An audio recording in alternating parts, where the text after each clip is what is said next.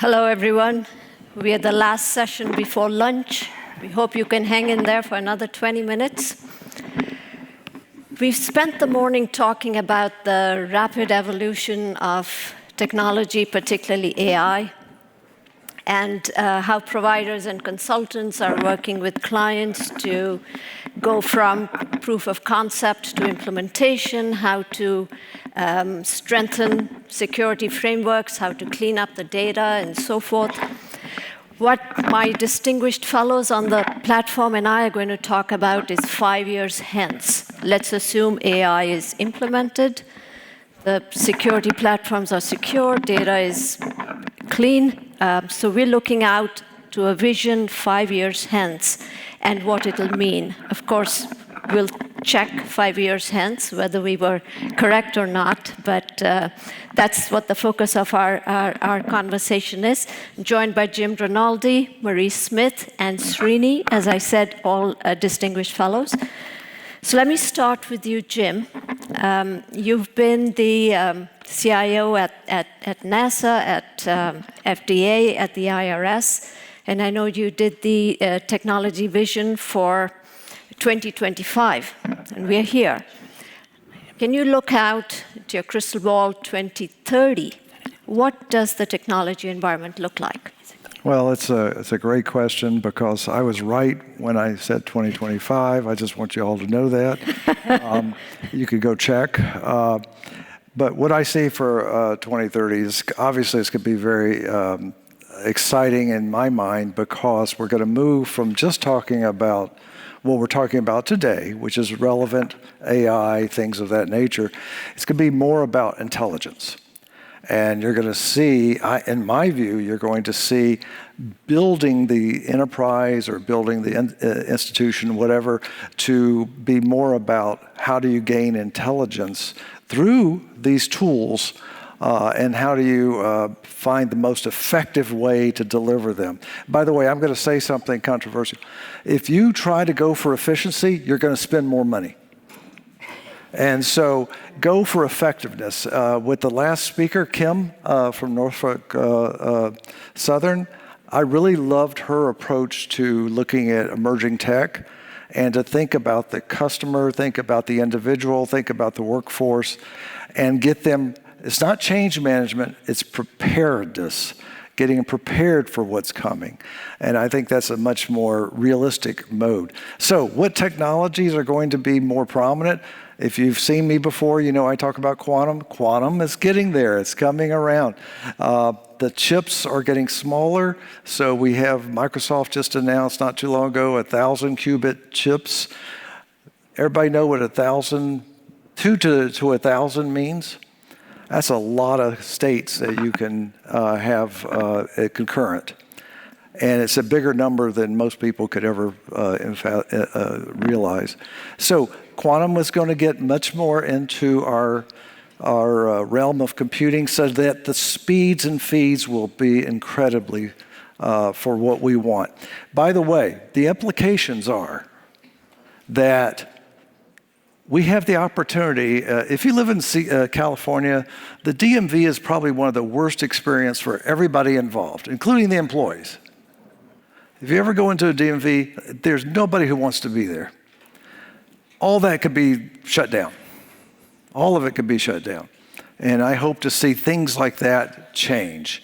Your taxes. I used to work at IRS. I can tell you about your taxes. I can't, and I can tell you, they have all the information they need to do your taxes, even complex taxes.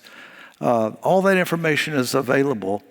It's just you have to go through the whole process of making it available. So think of that from a personal standpoint and then from a corporate standpoint, how do we make that better? The technologies, including with AI and all that, will make that much easier to do. Bureaucracy will not let them go away. We don't work that fast. But the fact is that the capability will be there, and it's almost there today, such that makes life a lot simpler. And then one final thing is I never thought I'd be talking about data centers in 2025. I thought it'd all be cloud by now. Well, it's cloud and data centers. The data centers are for AI. And what's needed to power those data centers? Energy. So you're going to see new energy, and this is a big deal as far as I'm concerned, batteries for cars and other electronics, as well as for data centers, is going to change the game about how we power our devices. And when we get it to the level where you don't have to stop every so often to recharge, it can stay charged. And what will that mean for application? When you think about it, you don't have that nuisance to worry about if you have constant power. And that technology is being worked on today. Thank you, Jim. So quantum and new data centers, technology to power data centers. Srini, I know you worked in pharma for many years, and now you're managing a seed fund which invests in ventures for health devices. What kind of startups are you investing in, or what kind of startups are you seeing? So, as you pointed out, Mandeep, I spent 30 plus years in the pharmaceutical industry, Bristol Myers Squibb, Pfizer, CIO at Forest Labs, which became Allergan. The last 10 years, I've been focused more on seed investing in startups, primarily tech startups, which are almost 2/3 of the investments are in med tech, but about 1/3 are in other areas as well. So what I'm seeing here is the difference between the methodology that was used in pharma, which is the slow burn, if you will, the 13-year build-up to getting a product out, to what I see today, which is a 2 to 3 year sprint to get a technology out there as a medical device. And the adoption of AI in the last 2 years has been so dramatic that almost every startup that had a team of 5 to 6 or maybe 10 programming staff in an offshore center, whether it was India, Philippines, etc., have now almost completely stopped with programming. Most of them now that we see do have an offshore presence, but most of them are data scientists. They're using generative AI to generate the code and essentially just auditing it. Now, why is this important? I see this as a microcosm of what's to come in the bigger organizations as well over a period of time. And I think as service providers, getting prepared for that is going to be really, really important. Understanding that coding and programming is no longer really where it's going to be. It's not the application maintenance. All of that's there, but that's not front and center for a customer. Today, what I see from, what I expect to see in the next 5 years, 2030, and Jim and I spoke about this briefly before coming in, so I'm going to be careful not to steal his thunder.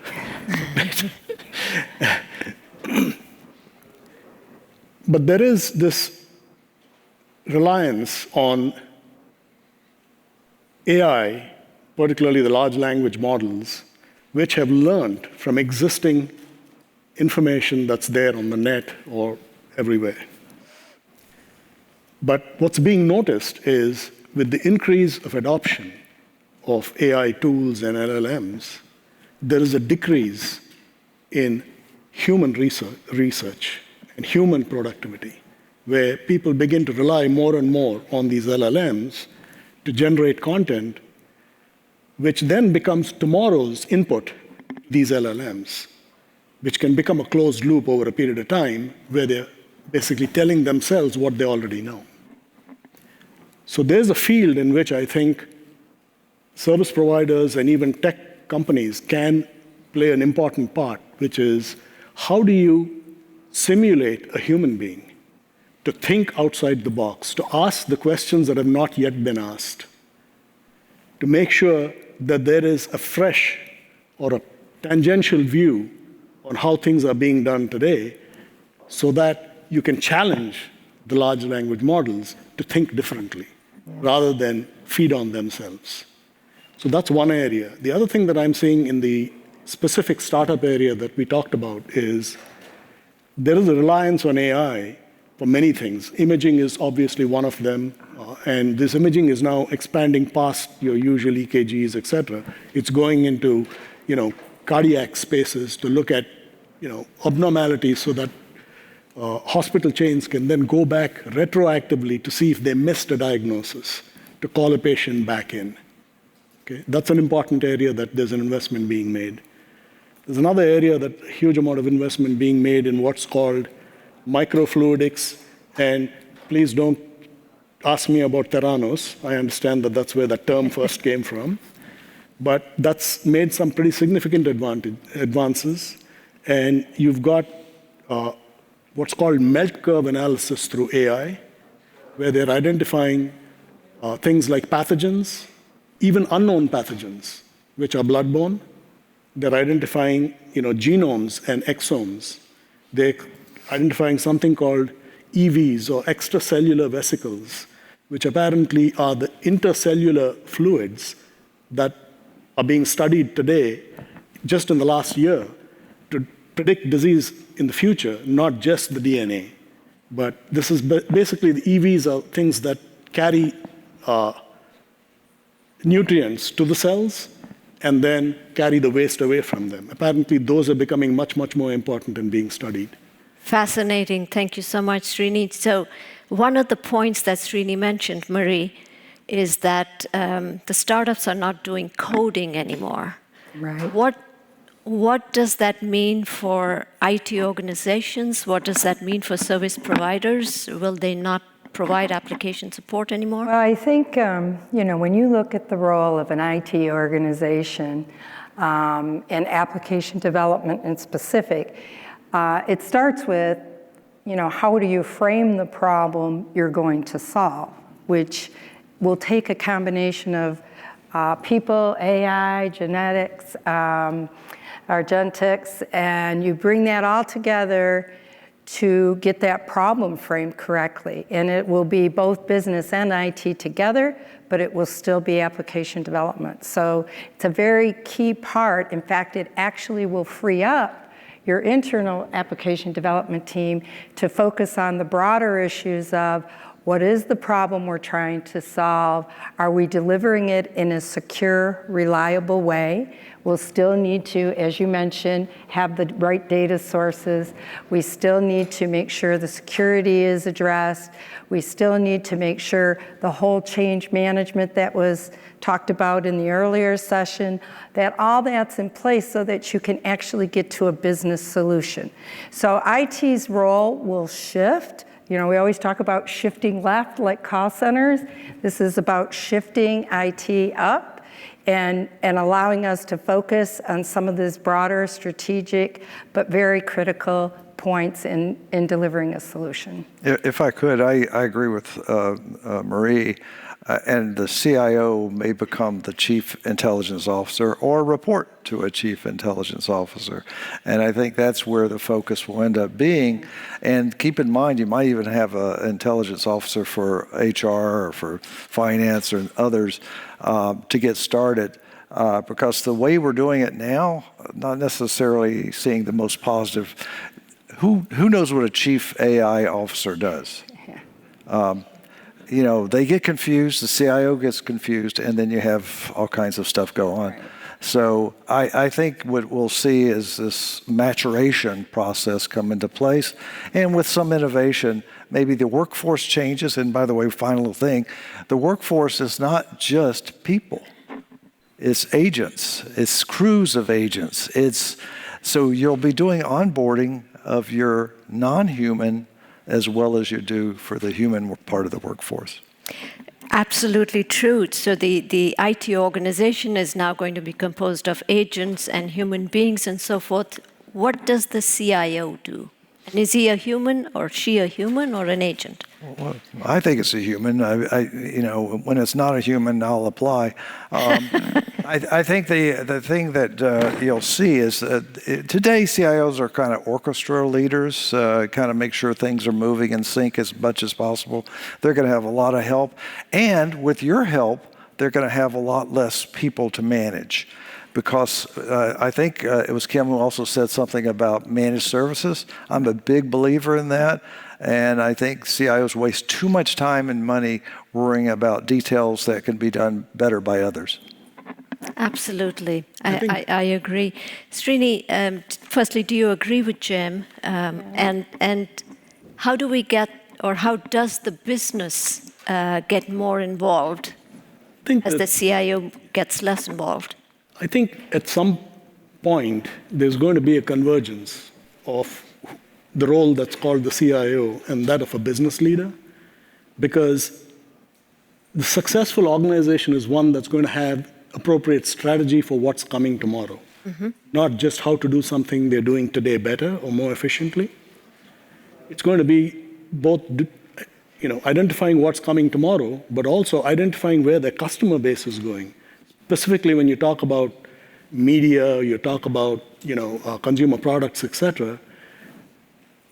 The traditional methods of identifying what the business need or the customer need is versus following what's happening in social media is changing so fast that I think strategy becomes the most important thing for most organizations to stay agile. And in that situation, if a CIO traditional role and that of a business leader are not merged, there's going to be a significant problem because there'll be an unnecessary friction there that I think is something that many of you can actually help with, because I think coming from the outside, it's easier for you to talk about what others are doing and to open sort of people's minds to what could be rather than what is today. Absolutely, absolutely. So we have a room full of providers here. Is the changing technology landscape a potential opportunity for them or a risk? Marie, would you like to take that question? Well, I think it's absolutely, it's both, to be honest. We have to say there is a certain amount of risk to your existing business, certain amount, but there's a huge opportunity. And as we all just mentioned, as a CIO, you really do want to be that person helping the business understand the strategic direction, where you can leverage the technology, and you want to be able to provide it quickly with that speed to market. And you don't want to be focused on all of the other activities, but if a partner can help us go after those opportunities, that's great. There's a lot of discussion of the GCC today. That's an opportunity. I would leverage that, right? Because that's something I could leverage to do something quicker, faster with the business and get to that end solution, right? And then there's also those detail actions that you would take to make sure we have a secure operational environment that we can then operate in. So I think that's absolutely an opportunity. Sure. Jim, would you like to add something? Yeah, I agree. I think the opportunity, it's more of an opportunity. If you're prepared to take that opportunity, that means you have to know more than what the customer knows, quite frankly, and apply it and leverage your experience. This is something as CIO I always wanted. How do I leverage your experience, not just what you're going to do for me, but what you could do for me? And you'd be surprised how many people didn't really understand that concept, and they didn't intend to work for me. But it is something that I think if you're more current in what's happening and what's going on, and you could share without sharing your other customers' data, but share the experiences and best practices, I think you turn this into an opportunity. And by the way, grow with it. If you learn with me, if I were still a CIO, if you learn with me, you benefit too. And so that's what I'd love to see providers do much more of. And by the way, I'm going to say this afternoon probably 10 times, communicate. The one thing I would add here is the opportunity, I think, for service providers is twofold. One, suggest strategy, ideas, solution sets that are in the marketplace that are potentially not known to your customer or your CIO, but also ensure that you keep the lights on for them so that CIO can then actually make those strategies actionable and not be bothered about putting out fires. So those two, I think, together are really important. And I think that service providers actually have the opportunity to ensure that they give the right ideas to their CIO, but also make sure that the CIO can actually act on those ideas because you're making sure that the plumbing is working. Absolutely. Thank you so much. So to summarize, what I have heard from you is like technologies like quantum and AI, absolutely paramount 5 years from now. The workforce is changing, but the providers are still there and hopefully providing a more strategic role to help CIOs, or whatever they are called at that point, continue to work with the business and expand and grow and diversify. Thank you all, and would love to hear from the providers on what you think 5 years from now will bring. We'll be around.